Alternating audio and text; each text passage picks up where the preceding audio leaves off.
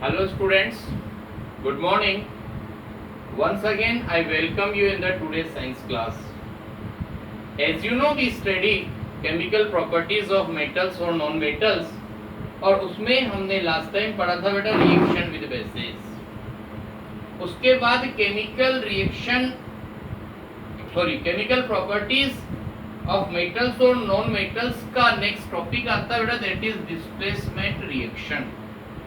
अब displacement reaction क्या होता है उसकी बात हम बता रहे हैं. Displacement reaction are those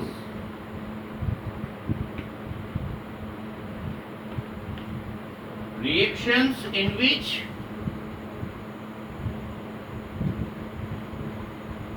which more reactive metal displace more reactive metal displace less reactive metal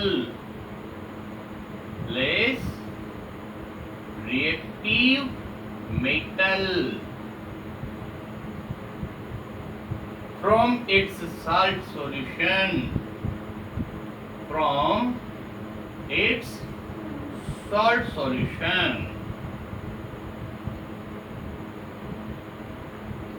This is the definition of displacement reaction.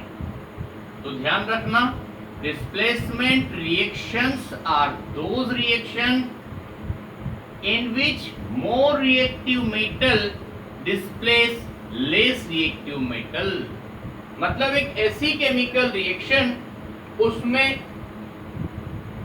जो मोर रिएक्टिव मेटल होता है वो लेस रिएक्टिव मेटल को डिस्प्लेस कर देता है उसके साल्ट सॉल्यूशन में से, उसको हम नेम देंगे displacement reaction.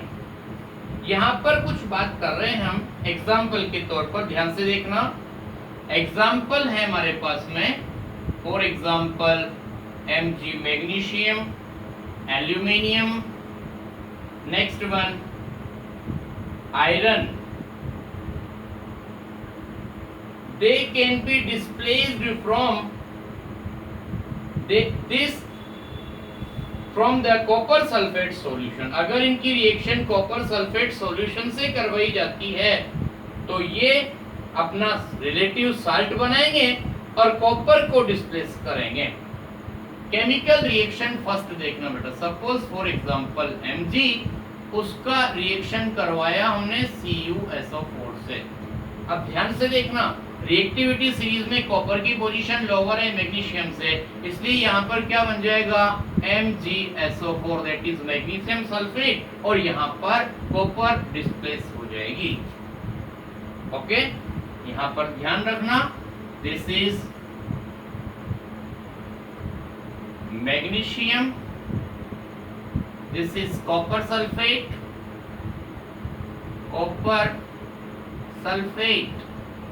solution, that is magnesium sulfate,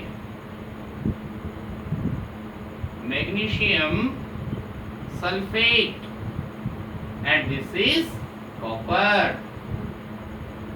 This is clear. तो यहाँ पर देखना, मैग्नीशियम मोर रिएक्टिव है कॉपर से, इसलिए कॉपर सल्फेट सॉल्यूशन में से मैग्नीशियम ने कॉपर को डिस्प्लेस कर दिया और खुद का अपना मैग्नीशियम सल्फेट का सोल्ट बना दिया. इसी तरह से बाकी की दूसरी रिएक्शंस हम आपको बता रहे हैं. 2Al एल्यूमिनियम, उसको भी हमने CuSO4 कॉपर सल्फेट सॉल्यूशन से रिएक्ट करवाया. तो यहाँ पर आपके पास जो साल्ट बनेगा Al2SO4 whole thrice plus 3Cu. ये रिएक्शंस आपको याद भी करनी पड़ सकती है, हो सकता है एग्जामिनेशन में पूछा जाए. इसी तरह एक लास्ट बात और बता रहे हैं हम आपको, Fe, उसमें भी CuSO4 से जब आप रिएक्शन करवाएंगे तो इसमें FeSO4 बनेगा, दैट इज आयरन सल्फेट, और साथ में ये कॉपर को डिस्प्लेस कर देगा. देखिए आप इन तीनों जगहों पर कॉपर को डिस्प्लेस कर दिया ना, So what we can say in this way, this is what displacement reactions example. If copper strip is displayed in the magnesium sulfate, aluminium sulfate or iron sulfate solution, no reaction take place. This is because copper is being less reactive than magnesium or aluminium or iron, cannot displace these metals from their salt solution. मतलब suppose करिए कि हम इसका उल्टा करें, magnesium sulphate का solution है, उसमें कॉपर स्ट्रिप डालेंगे तो कोई रिएक्शन नहीं होगा। ऐसी बात इधर है, जबकि आपके पास एल्यूमिनियम सल्फेट का सॉल्यूशन है, उसमें आप कॉपर के वायर डालेंगे, कोई कॉपर पीस डालेंगे, वहां कोई रिएक्शन नहीं होगा क्योंकि कॉपर लेस रिएक्टिव है एल्यूमिनियम से, तो ये इसको डिस्प्लेस नहीं कर पाएगा।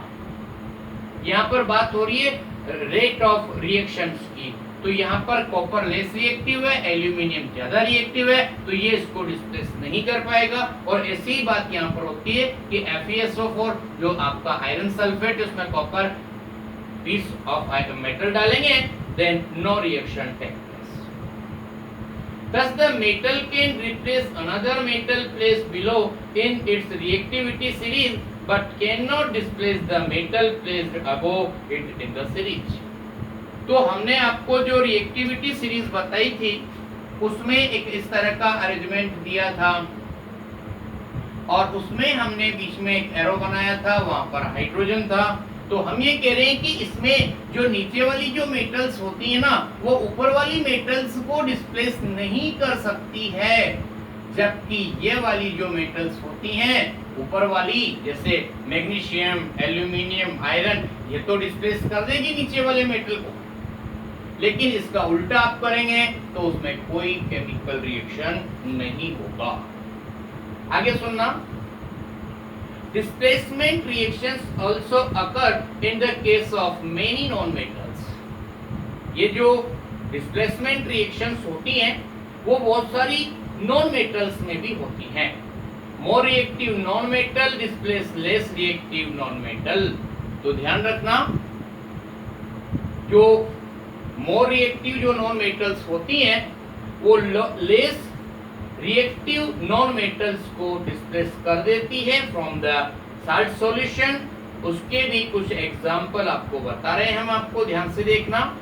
First one, chlorine displace the less reactive bromine and iodine from their solution of the bromide and iodide respectively.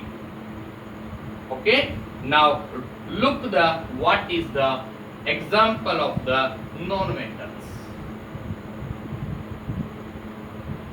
यहां पर ध्यान से देखना,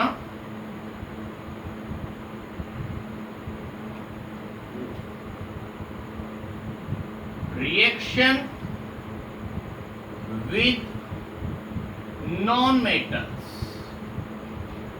ध्यान से समझना बेटा। यहां पर फर्स्ट नंबर आपके पास पोटेशियम ब्रोमाइड बोलते हैं, KBr, K means potassium, Br means bromide. उसकी रिएक्शन जब हम क्लोरीन से करवाते हैं, क्लोरीन इज ए गैस, और तो what we are getting 2KCl। मतलब कि जो ब्रोमीन है ना, ये लेस रिएक्टिव नॉन मेटल है, उसकी जगह पर क्लोरीन ने ले ली, क्लोरीन को मतलब कंबाइन कर दिया और साथ में क्या इसको डिस्प्लेस कर दिया, दैट इज द ब्रोमीन।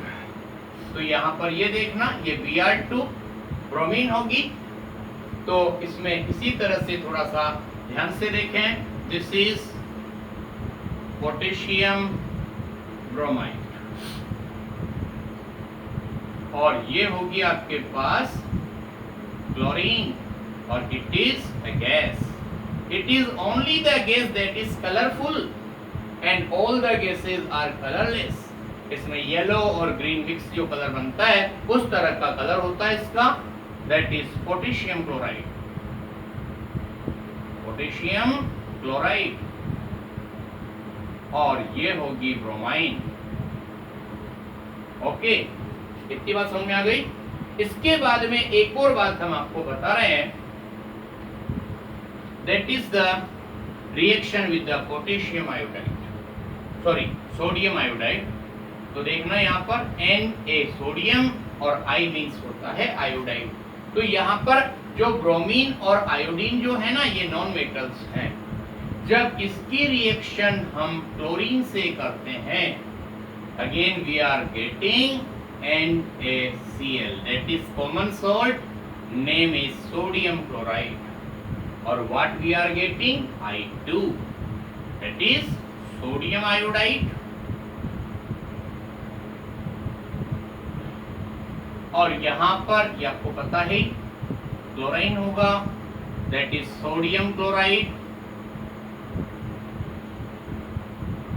और यहाँ पर होगा आपके पास आयोडीन। तो यहाँ पर देखना, इसको बोलते हैं बेटा कॉमन सॉल्ट, जो आप काम में लेते हैं खाने के लिए। ओके, ये इतनी सारी बात सुनने के बाद, पढ़ने के बाद कुछ आगे और बता रहे हैं हम आपको। एक साइंस बिट्स ध्यान से सुनना और समझना। Food items like pickles, curd, tamarind, citrus fruit, etc. are advised not to store in metallic containers because these foodstuffs contain weak acid which react with the metal to form poisonous salt. This poisonous salt is consumed may cause food poisoning. आपने कभी देखा होगा, जो भी अपने घरों के अंदर पिकल्स, कर्ड और जो टेमेरिंड, इमली, सिट्रस फ्रूट्स वगैरह जो होते हैं, उनको मेटेलिक कंटेनर में स्टोर करने की एडवाइस नहीं दी जाती है। उसकी वजह होती है कि जितने भी नेम हमने बताया, पिकल्स, कर्ड, टेमेरिंड, सिट्रस फ्रूट्स, इन सब में एसिड्स होते हैं और वो एसिड मेटल से रिएक्ट होकर के बहुत सारे पॉइजनस साल्ट बना सकते हैं और उससे फूड पॉइजनिंग हो सकती है अगर उसको कंज्यूम कर लिया है। तो आपने कभी देखा होगा, जब कभी भी ऐसे मेटेलिक कंटेनर में अपन फूड कुक करते भी हैं तो कॉपर वगैरह है या कुछ और ब्रास वगैरह है, तो उसको दूसरे कंटेनर में तुरंत खाली कर लिया जाता है to avoid the food poisoning. Okay, ये रहेगी आपकी बात। और कल हम आपको बताएंगे uses of some common metals and non metals. Okay, thank you very much.